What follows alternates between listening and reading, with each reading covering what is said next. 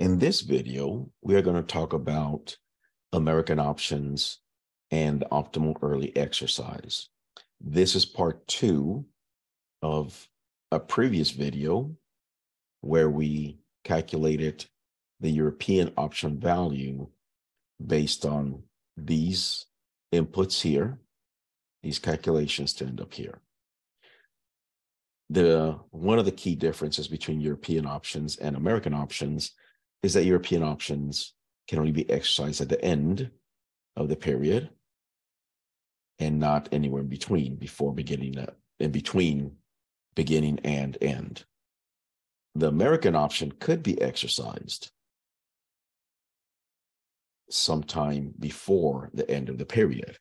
Therefore, we analyze the value of the options in between so we can compare it to the exercise gains and choose if it's better to exercise or sell the option. We have here are the same two binomial trees that we had from the previous video. The difference is that now we're going to talk about these values in between and not just the end ones and the beginning one. So we set up a table so we compare the exercise, the payoff of an exercise in the option, and the payoff of selling the option. The time periods are going to be time 0, time 1 when the price goes up only once, time 2 when the price goes up twice, that's up and up, back to 1 period in the future where the price might go down. Here, there's a 2 period, but it's going to include whether the price goes down and up or if it goes up and down. And then a 2 period portion, where it goes down and down. What you have here is a stock price at time 0, which is the number we got from up here. If the stock price goes up once at 6%, then that's the $53 that you see there. If the price goes up twice at 6%, that's the value there. Or if the price goes down 1 time and at the 5% of going down, of expected downturn, you'll get the $47.50. If the price goes down and up or up and down, you end up at $50.35. It's 5% up. 6% up, 5% down, or 5% down, 6% up. You still end up in the same place, $50.35. And the situation where the price drops twice, 5% each time, you end up at 45 with 13 cents. The strike price is the same across. That doesn't change in the contract. That came from there, $51. And then we start with the exercise piece, where if you were to exercise the option, since it's the call option, all you do is subtract those two, this minus this. Now, the reason you do that because the option, if you exercise it, would mean that you were buying it at $51 and selling it for $50, which you would lose $1 if you were to exercise. However, the value at time 0, as you can see here, is $1.635. The reason there's value in the option, even though it's out of the money, is because there's still opportunity for the option to make money this way. So that's like a time value of the option. So if we look at this part here, 53. In this case, you're in the money. You could make $2 if you exercise the option. You buy it for 51 on the strike price and you sell it for 53 with a $2 gain. However, the option at that point in time is worth more than $2. So you got the $2 of the actual intrinsic value, but you still got 91 cents because there's still opportunity there's an opportunity that you still can make more money if you wait it out and it does go in this direction. Now, how do we get that 291? If you watch the first video, the way we get these values, the end ones and the begin ones, is we first move the stock price to the future. Then we compare it against a strike price and we get the difference. That's the option value. And each one of these, that's what happens. Now the option value here is 0. Whenever the stock price on a call option ends at a price point lower than the strike price, the value of the option is 0. What we do then to get these in between values and all the way to the beginning is we take the present value of these potential outcomes. So for example, this 291, this 53 here, this 291 that came here, there are a couple paths that may come from there, which is it can come from here if you move backwards, or it can come from here. But it definitely has nothing to do with this. This price point here touches here and touches here, but it never touches here or here. So these two don't come in play. So let's look at the formula.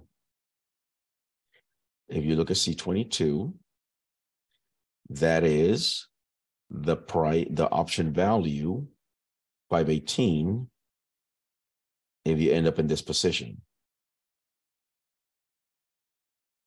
And just like we did in the previous video, then we multiply it by the probability of it going up. And the reason is because the way it got here was an up movement from here to here.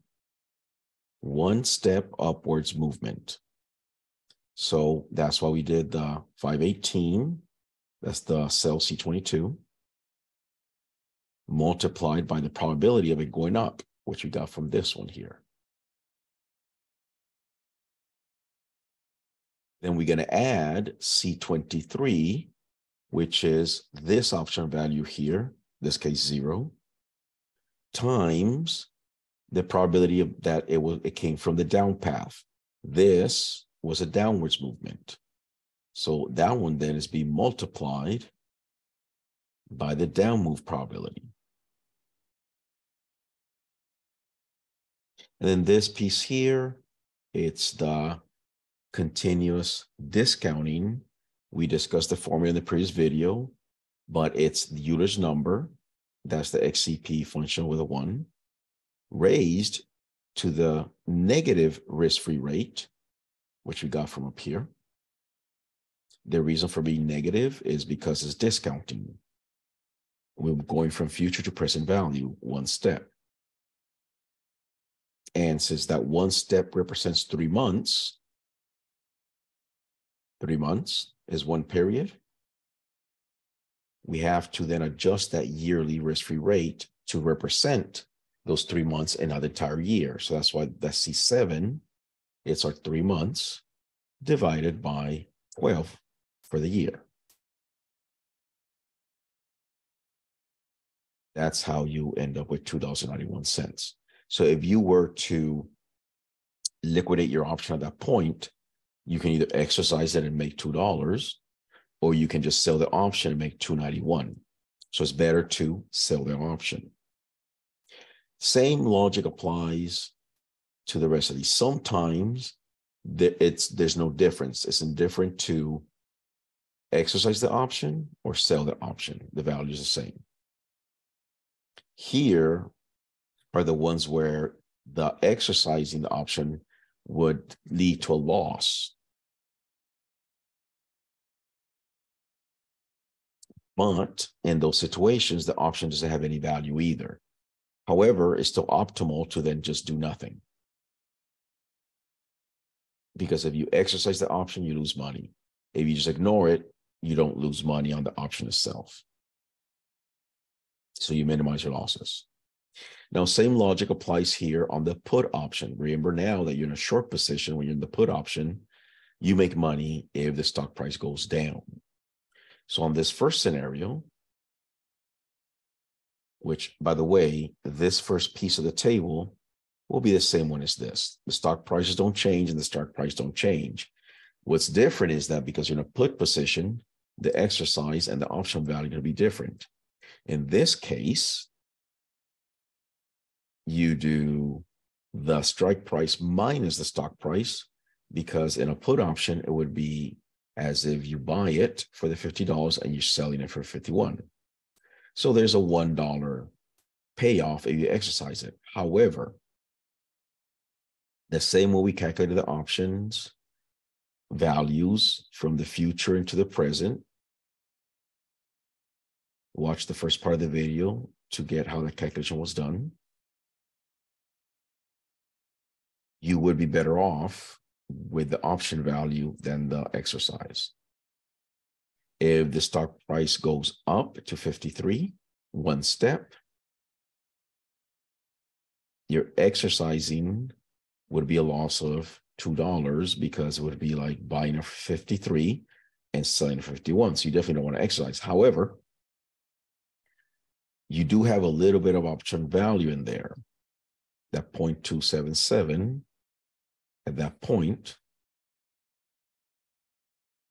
it has to do with that there's still an opportunity of making money if it went this way. So that is reflecting that value, that potential of making some money here. Same thing, the way you calculate it is by following the path of these two, the value of the option times the probability of it going up, plus the value of the option at the different position, times the probability of it going down, and then discount it, continuous discounting using Euler's number. And pretty much the same applies to everything. If you exercise here in this scenario, on the up, you can lose $5.18. There is no time value anymore, so you might as well just do nothing. This scenario, the price goes down one step. If you exercise, you can make $3.50. If you sell the option, the value at that point is $2.86 or 87 cents. So in this case, it's better to exercise than to sell the option if you wanted to liquidate at that point.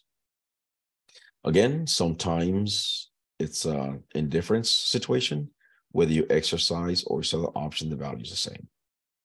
And in this situation also. That's it for this video. We'll see you on the next one.